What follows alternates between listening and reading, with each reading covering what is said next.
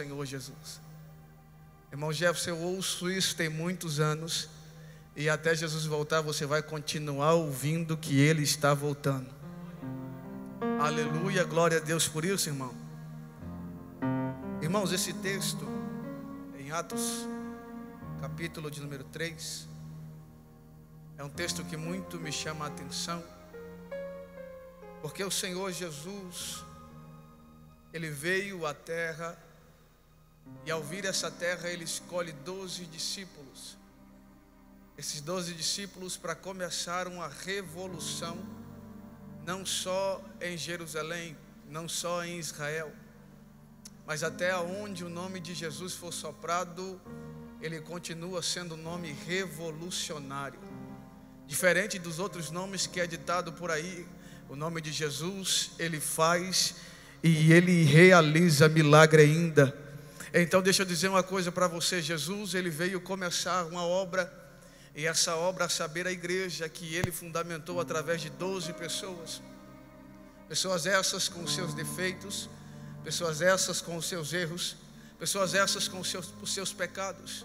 Se você for estudar o mais certo da cabeça e de juízo, era o que decidiu trair Judas ou Iscariotes, um homem que ele tinha uma sensatez, digamos, naquilo que era ótica humana. Ele estava preocupado porque todo mestre que se levantava, ele tinha que ter uma pessoa, e essa pessoa cuidava daquilo que era próprio do ministério. Todo ministério que se levantasse tinha que ter provisões. Por que provisões? Porque o mestre se levantava e ele saía apregoando de cidade em cidade aquilo que ele entendia que era certo. A Bíblia se diz que levantou-se 2 homens antes de Jesus Cristo. O Teudas, ele se levantou e disse: olha, nós vamos pronunciar, nós vamos proclamar uma revolução dentro de Jerusalém. Então quando ele começou, ele levantou algumas pessoas, e o fariseu vai dizer isso, Gamaliel, que se levantou Judas e Teudas. Esses 2 homens se levantaram e disseram: nós somos o Cristo. Porque todas as pessoas que se levantavam em Jerusalém, quando ela tinha uma ideia de fazer ou trazer uma revolução para livrar o povo do sofrimento que o povo estava passando, automaticamente atraía-se pessoas para esses mestres.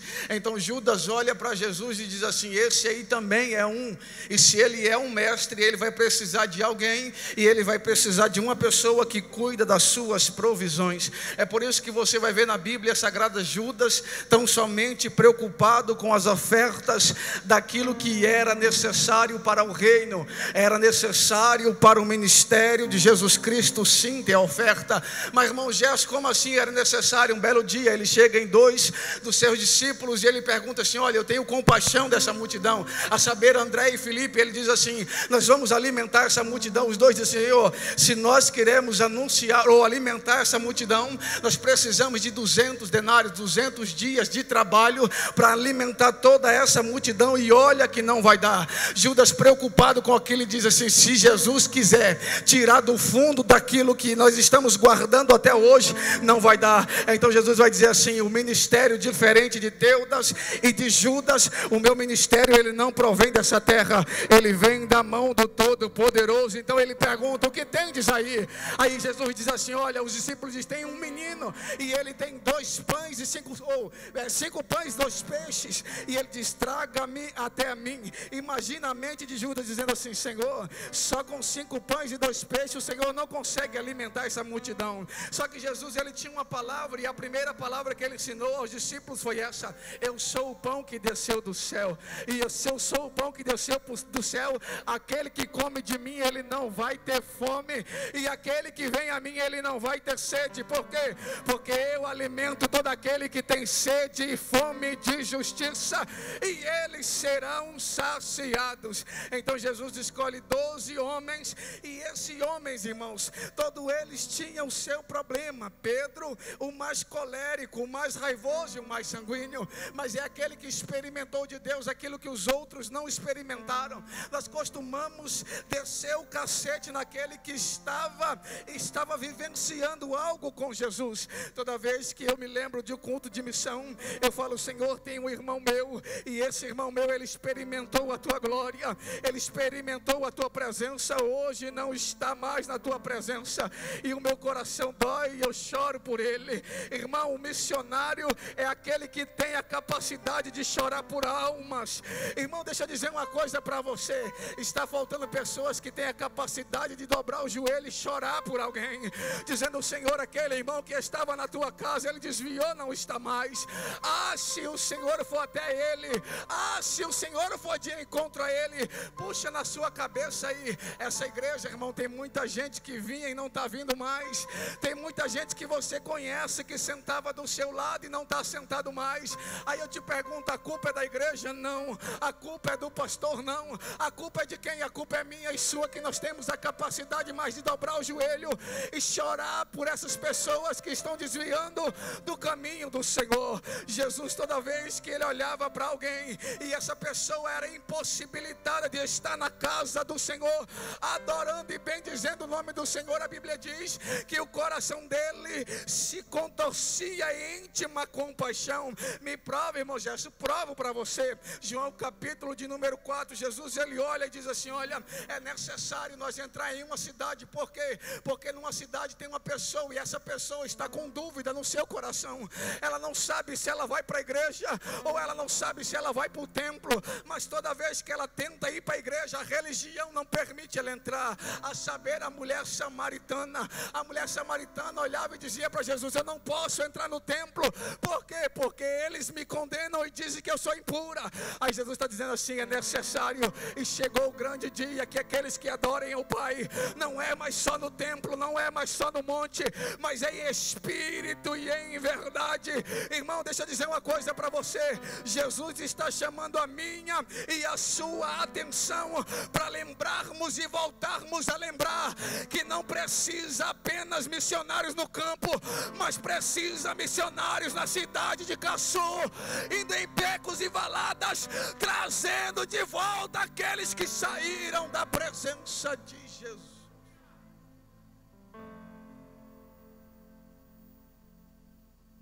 Só se ganha título de missionário aquelas pessoas que vão para o campo. Só se ganha títulos de missionário aqueles que estão à frente de uma obra. Esses também são missionários, irmãos. Mas entenda uma coisa: a igreja do Senhor não é para um, não é específico, não é separação, é para toda a igreja. O ID é para toda a igreja do Senhor Jesus na terra. Jesus pega 12, um desses volta, traz Jesus e se suicida. No capítulo 3, em Atos dos Apóstolos, o desejo do coração de Deus é tirar daquilo que era de fora e colocar dentro. Como assim fora, irmão Gerson? Eu já te digo. Deus, ele olha para a terra, e quando ele olha para a terra, ele encontra em Abraão. E Abraão, ele faz uma promessa: olha, eu vou fazer de ti uma grande nação.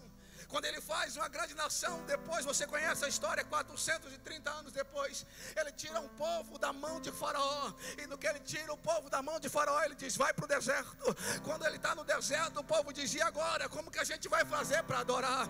Deus fala assim: olha, Moisés, sobe no monte. Por quê, Senhor? Porque no monte eu vou te dar estratégia para que o meu nome habite no meio do povo. Então Moisés sobe no monte, começa a orar 40 dias e 40 noites. Deus dá para ele uma estratégia: forma o tabernáculo. No tabernáculo coloca a arca da aliança simbolizando a presença de Deus. Moisés coloca a arca da aliança dentro do tabernáculo. Passaram-se alguns anos, veio Davi disse: Senhor, eu quero fazer um templo para o Senhor. Eu tenho uma casa, mas a tua arca não tem uma casa. Aí vem o Senhor dizendo: Davi, tu não pode fazer um templo, uma casa para mim. Mas por que não, Senhor? Porque a tua mão está manchada de sangue. E a mão de Davi estava manchada de sangue. Não era pelos adversários que ele tinha matado, não. Era pelo seu irmão que ele mandou matar. Então Deus disse para Davi: Davi, tu não pode construir uma arca para mim, uma casa para mim. Por quê? Porque a tua mão está manchada de sangue inocente. E a mão que está manchada de sangue inocente não pode fazer aquilo que é para mim habitar. Teu filho Salomão constrói uma casa. Irmão, você conhece essa história. Passados-se os anos, Salomão se perverte. Quando ele levanta os seus filhos, seu povo perverte. Então a Bíblia diz que Nabucodonosor investe contra o templo. Quando ele investe contra o templo, a única coisa que fica sem ser queimada é a arca da aliança. Por quê? Porque o nome de Jesus não pode ser, e ele não vai desaparecer. Tem muita gente por aí querendo anular o nome de Jesus. Tem muita gente por aí querendo colocar autoridade em outra coisa. Tem muita gente querendo colocar autoridade em pano, em panela, em caneta. Mas o nome de Jesus é a autoridade no céu, na terra e debaixo da terra. Filipenses capítulo de número 2, verso 5. Porque Deus deu um nome, e esse nome está acima de todo nome. É o nome de Jesus. Aleluia. É esse nome que tem autoridade para sustentar a igreja. A igreja nesse templo não sucumbiu por causa desse nome. E até a volta de Jesus a igreja vai permanecer aqui. Por quê? Porque aquilo que fundamenta a base da igreja ainda é o princípio da palavra e o nome de Jesus Cristo. E esse nome ainda é alicerce para a igreja de Caçu. Ainda é alicerce para a sua casa, para a sua família. É o nome de Jesus. Aleluia. A arca permanece. Só que depois que o templo é destruído, cria-se um desejo no coração de Deus. Qual que é o desejo do coração de Deus? Tirar de fora e colocar dentro. Há uma simbologia em Êxodo capítulo 32. O povo se perverte e começa a adorar bezerro de ouros. Moisés desce do monte. Quando ele desce do monte, Moisés quebra o bezerro. A Bíblia vai dizer que Deus manda Moisés derreter aquele ouro. E quando ele manda derreter aquele ouro, entregar para o povo, era Deus dizendo assim: ei, o valor da minha igreja não está no lado de fora. O valor da minha igreja está naquilo que ela carrega dentro. O valor do meu povo está naquilo que ela carrega dentro. Escuta, irmão, o Senhor Jesus, Ele tirou daquilo que era de fora. Por quê, irmão Gerson? Porque aquilo que era de fora trazia formosura aos olhos, mas não mudava o coração.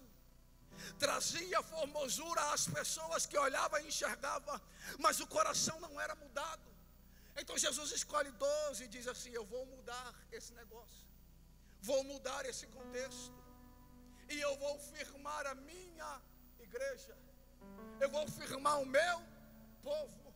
E esse povo, ele não é só de Jerusalém, esse povo não é só de Israel. Esse povo é aonde o nome precioso de Jesus chegar, e aonde tiver o coração contrito. É por isso, irmão, que ele deixou escrito em Mateus capítulo 11, verso 28, 29 e 30. Ele não está fazendo convite só para Jerusalém e Israel, não. Ele diz: vinde a mim. É só Israel? Não, é todos os que estáis cansados. Ele estava dizendo assim: quando o templo estava de pé, era só para Israel adorar, mas hoje, se a minha igreja está aqui, a porta da graça ainda está aberta, e adora quem quer adorar o nome de Jesus.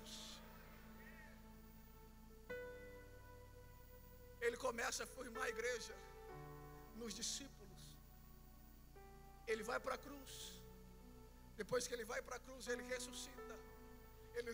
Ele passa 40 dias ensinando os seus discípulos. Irmãos, Jesus não precisava Jesus ensinar mais ninguém.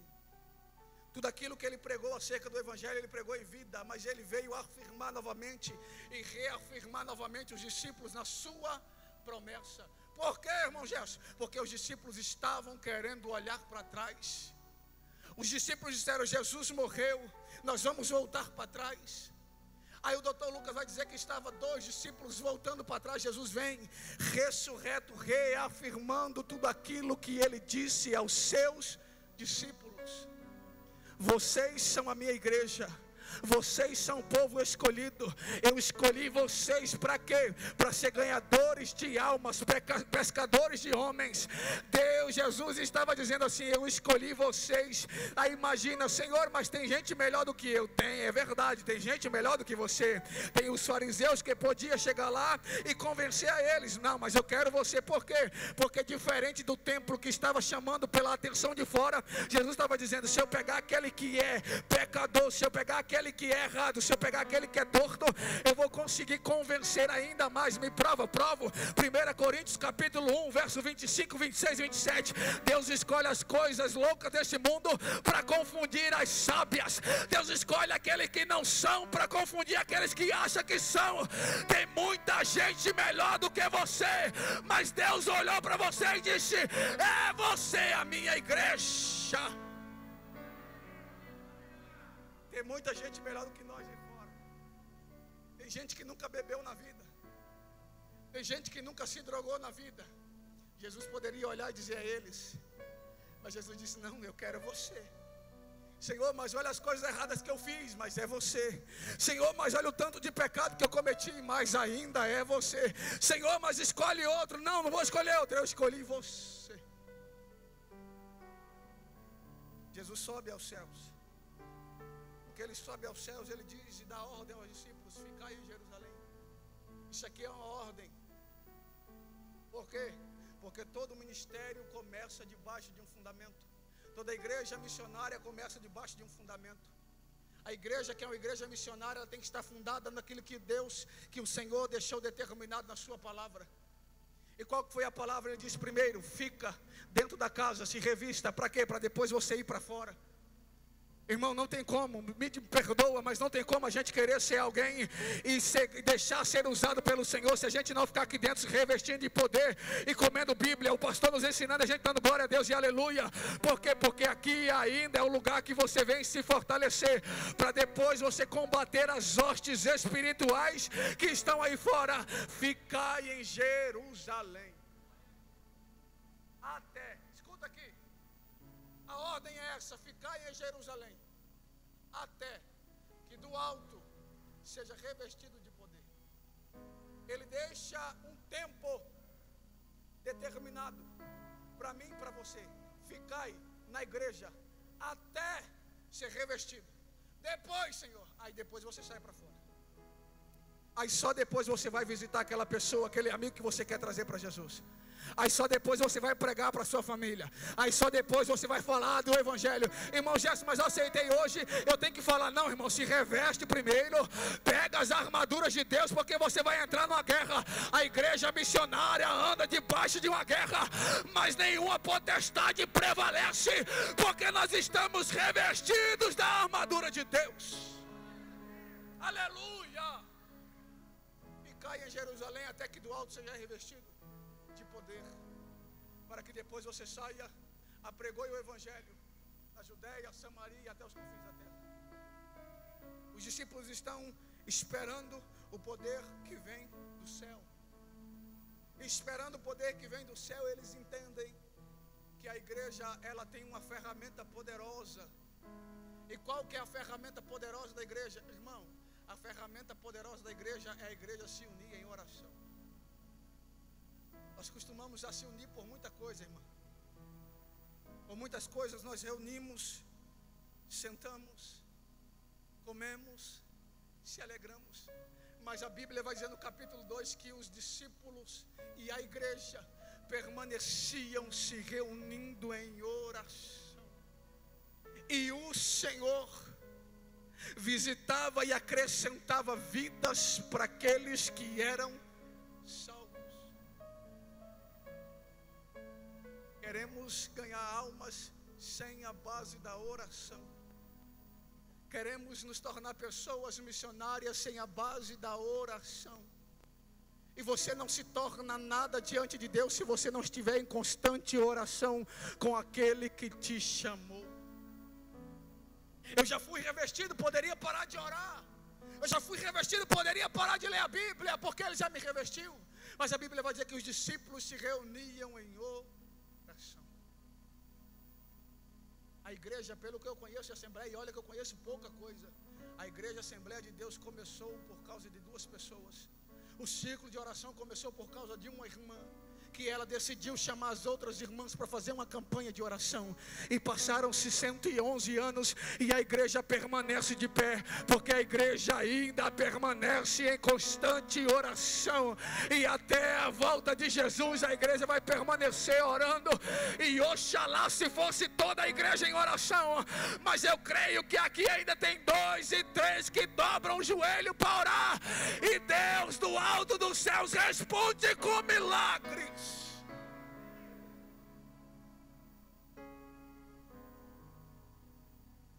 Os discípulos estavam em Jerusalém, no cenáculo. A primeira instância eles estavam com medo. Por quê? Porque o Jesus morreu, foi assunto aos céus. Os fariseus ficaram, Roma também. Roma ficou olhando todo o contexto dentro de Jerusalém. Porque os romanos já diziam assim: novamente, se a gente não vigiar, se a gente não policiar, pode começar novamente uma revolução, se levantar alguém e dizer que é o Cristo. É por isso que Roma perseguiu tantos apóstolos do nosso Senhor Jesus.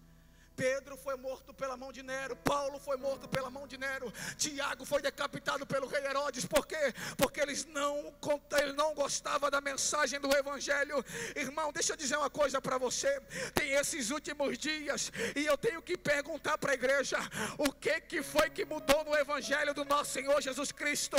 Porque quando é um culto de bênção, é um culto de prosperidade, a igreja lota.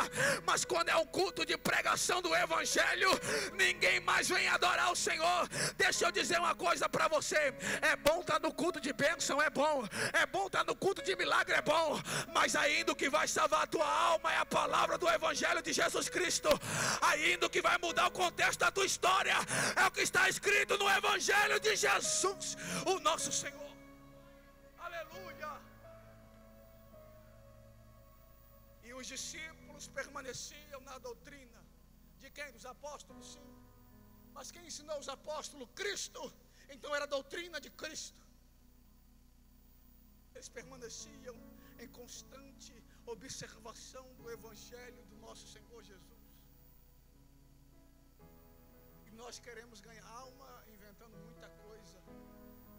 Irmão, está aqui, eu e minha esposa, nós damos graças a Deus porque nós viemos para a Assembleia de Deus Missão. Porque nós já participamos de culto, de tudo quanto é tipo de culto. Culto da caneta, culto do papel, culto do decreto, culto da carta, da foto. Nós já participamos. Mas quando nós viemos para a missão, a primeira coisa que o Senhor ensinou para nós foi: observa a minha palavra, porque só aqui contém vida e vida em abundância. É dentro da palavra. Os discípulos, depois que eles foram revestidos, eles disseram: o medo acabou. Já recebi poder, agora sim. Eu posso sair, eu posso convidar, eu posso chamar, mas eu tenho que voltar para Jerusalém para continuar em oração. No capítulo 3, irmão, isso é um texto que muito me chama a atenção. Depois do descer do Espírito Santo, os apóstolos, 2 apóstolos estão reunidos e eles decidem fazer uma campanha de oração. 2 apóstolos decidem fazer uma campanha de oração.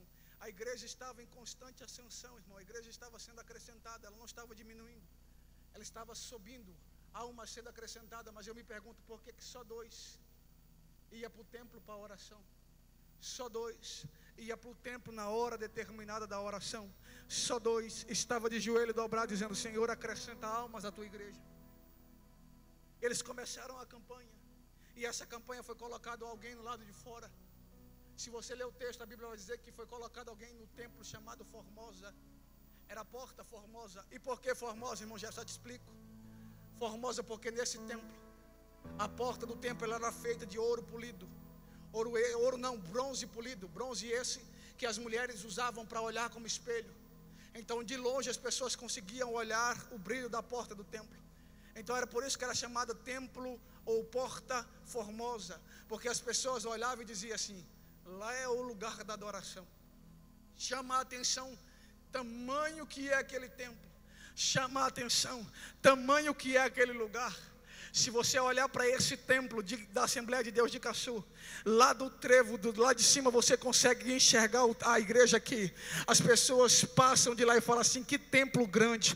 Quando me perguntam e falam: irmão Gerson, aquela igreja lá é enorme, olha que igreja bonita. Aí eu já digo logo: você quer ver bonita, é o que está por dentro dela. Mas como assim? Os irmãos saem da casa, começam a se reunir, falando glória a Deus e aleluia, a presença do Espírito Santo desce. Aí as pessoas falam: isso acontece? Eu falo: acontece. Ah, mas eu quero ir na igreja. Vamos lá servir ao Senhor, adorar o Senhor. Por que, irmão Gerson? Porque o templo chama a atenção, mas de verdade o que é melhor está por dentro. O evangelho é uma essência, não de fora, mas de dentro. O templo está formoso. Agora veja bem, todo mundo ia lá no templo orar. Passava-se pessoas e mais pessoas indo orar no templo. Foi colocado um aleijado desde nascença. Esse aleijado desde nascença, ele estava na porta. Quando se diz na porta, irmão, ele não estava na entrada, ele estava colocado ao lado. Se ele chegasse muito perto do templo, ele poderia ser apedrejado, porque ele era defeituoso. Então ele era colocado ao lado, em sentido na onde que as pessoas iam passar para entrar no templo. Colocava-se ele ao lado, e lá ele olhava para um e para outro e dizia assim: dai-me uma esmola. Quando o Senhor Jesus, ele traz aquilo que era de dentro para fora, para uma igreja saber que há poder ainda assim, e que Jesus não mudou, que ele permanece sendo o mesmo ontem, hoje e eternamente ele é o mesmo. Então o Senhor começa a colocar dentro dos apóstolos o Espírito que opera todas as coisas, e esse Espírito continua operando até os dias de hoje. Irmão Gerson, mas por que a gente não vê mais? Porque nós deixamos de crer. Irmão Gerson, por que não se vai mais, não acontece mais? Porque nós deixamos de crer. E a minha oração esses últimos dias é: Senhor, restaura a tua igreja na cidade de Caçu. Restaura o teu povo na cidade de Caçu. Restaura a minha vida na cidade de Caçu. Por quê? Porque tem almas chorando, irmã Gláucia, dizendo: eu só queria uma oportunidade de estar na igreja. Aí nós olhamos e dizemos: é fácil, é só vir, né? Não, irmão. Ah, se fosse só vir. Eu lembro de quando eu pensei em ir para a igreja. Se não fosse meu irmão insistindo para mim ir para a igreja, sabe onde que eu estava hoje? Naquele murinho ali do outro lado, só o Senhor é Deus. Não estava mais na cidade de Caçu. Porque quando meu irmão insistiu comigo, eu estava com uma corda no pescoço. E ele disse: vamos lá, porque o Senhor ainda salva vidas. E eu falei: então vamos, se Jesus salva, vamos lá. Quando pregaram para mim, eu rapidamente aceitei a Jesus. E aqui estou até o dia de hoje, porque eu sei que Ele tirou de fora e colocou a preciosidade em dentro da minha e da sua alma. É isso que é o Evangelho. O Evangelho não é olhar mais para fora, é olhar para dentro. A igreja missionária ora para fora e diz: Senhor, aquela alma está lá fora. Ah, mas se ela vir para dentro da igreja, ela vai entender o que é a verdadeira adoração e a alegria no altar da restauração. Paulo, Pedro e João, olha, eles vão ao templo orar. Eles são parados por esse homem. E esse homem diz: dai-me uma esmola, por favor. Esmola se dá para quem vive olhando de fora para dentro. Porque a Bíblia diz que esse coxo, ele olhava diariamente para dentro do templo. Ele olhava diariamente para a minha e para a sua alegria aqui na casa do Senhor. É por isso que a Bíblia vai afirmar: alegrei-me quando me disseram, vamos à casa do Senhor. O aleijado estava olhando, aquele irmão está com tanta alegria, o que está acontecendo ali dentro? Aquele irmão está na casa do Senhor. Rapaz, ele pecou hoje, mas ele entrou lá. A alegria, o semblante dele mudou. O que aconteceu? Aquele coxa olhava de fora para dentro, e com um desejo no seu coração, dizendo: um dia eu vou entrar ali. E quando esse dia chegar, ah, mas eu vou me alegrar. Irmão, primeiro contato que eu tive com Jesus, os irmãos mais velhos aqui vai saber. A igreja Assembleia de Deus Missão, ela tinha uma grade naquela porta ali, na calçada. Depois da grade ela tinha uma fonte. E tinha uma mulher pregando aqui nesse altar. E nesse altar tinha um homem do lado dessa mulher. E eu estava na grade, preso naquela grade, olhando, falando assim: o que está acontecendo? Aquela mulher pregava, os irmãos falavam em línguas estranhas. E isso há 10 anos atrás, irmãos. Eu olhava para dentro e falava assim: o que está acontecendo? Porque aquela mulher falava aqui, os jovens davam glória a Deus ali, as irmãs falavam em mistério, descia-se uma glória no meio da igreja. E aquela mulher estendeu a mão. Quando ela estendeu a mão, eu estava na porta, do lado de fora da grade, olhando. Quando ela estendeu a mão, eu comecei a sentir um arrepio do pé à cabeça. As lágrimas começaram a descer aos olhos. Eu disse: o que está acontecendo comigo? O que está havendo? Logo eu falei: rapaz, eu vou sair daqui, que isso aqui é coisa de doido. Saí dali e fui para o mundo. 3 anos depois o evangelho me alcançou. Mas eu estava de fora, olhando para a alegria dos irmãos aqui dentro. E deixa eu te fazer uma pergunta: o que aconteceu que a sua alegria mudou? O que aconteceu que o seu glória a Deus mudou? O que aconteceu que a adoração dos seus lábios cessaram? A igreja missionária é uma igreja que adora o Deus da igreja. E eu pergunto: o que mudou, irmão? Foi porque você perdeu, mas você está vivo ainda, você tem a oportunidade de dar glória a Deus e aleluia. Esse coxo estava olhando e dizendo: quantas coisas eu perdi, por ser impossibilitado de entrar na casa do Senhor. Só que toda pessoa que fala: Senhor, me alcança com misericórdia, Deus tem 2 missionários para enviar até essas pessoas. Começou com 2. Daniel Berg e Gunavik, 2 missionários que vieram aqui. É por isso que eu e você estamos aqui. Eles acreditaram na palavra do evangelho. E por acreditar, Cacá Ferraz, na palavra do evangelho, nós estamos aqui. A igreja está fundamentada em alicerces que não perecem, que é a palavra do Senhor. Então ele olha para Pedro e João e diz: dai-me uma esmola, porque já que eu não posso entrar, eu tenho que me contentar com aquilo que o mundo me oferece. E o que o mundo está oferecendo para as pessoas, irmãos? Eu tenho que me contentar. Se a igreja não está saindo das portas para fora, eu tenho que me contentar com aquilo que o mundo me oferece. E o mundo oferece morte e desprezo, mas a igreja ainda tem a vida, porque Jesus ainda está no meio da igreja. Irmão do céu, há um poder tão grande na sua mão, há um poder tão grande na vida da pessoa que está do seu lado. Então pega na mão dessa pessoa e diz: nós somos missionários de Jesus Cristo nessa última hora, até a sua volta. Por bondade, se coloque de pé.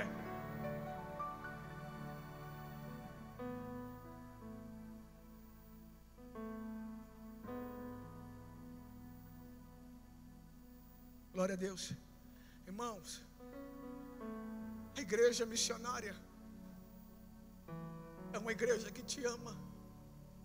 E aqui, não vou fazer exceção de ninguém, aqui tem pessoas que amam você. Nós somos irmãos em Cristo. Você não está só. O mundo te oferece muita coisa, mas a igreja te oferece vida, e vida com abundância.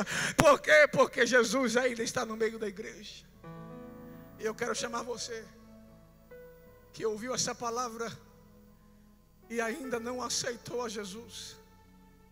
Irmão Gelson, essa palavra falou ao meu coração. Eu ainda não aceitei a Jesus, mas hoje com essa palavra eu quero aceitar Jesus. Se tem alguém, levanta a sua mão, deixa eu te conhecer. Irmão Gerson, eu quero aceitar Jesus, deixa eu te conhecer. Irmão Gerson, eu desviei. Eu fazia na casa do Senhor, hoje eu não faço mais. eu estou desviado. Mas é você que Jesus está chamando. É você que Jesus está procurando, você que desviou dos caminhos do Senhor e hoje você quer voltar para a casa do Pai. Faz assim com a sua mão, deixa eu te conhecer. Aceitar Jesus, vem para cá vocês dois. Aleluia. Bendito seja o nome de Jesus. Essa é a igreja missionária. Essa é a igreja que ama. Vem mais perto aqui, Matias. Vem mais perto, por bondade. Pode chegar aqui, ó. Pode chegar aqui. Pode chegar aqui. Irmão Gerson, eu quero voltar para os caminhos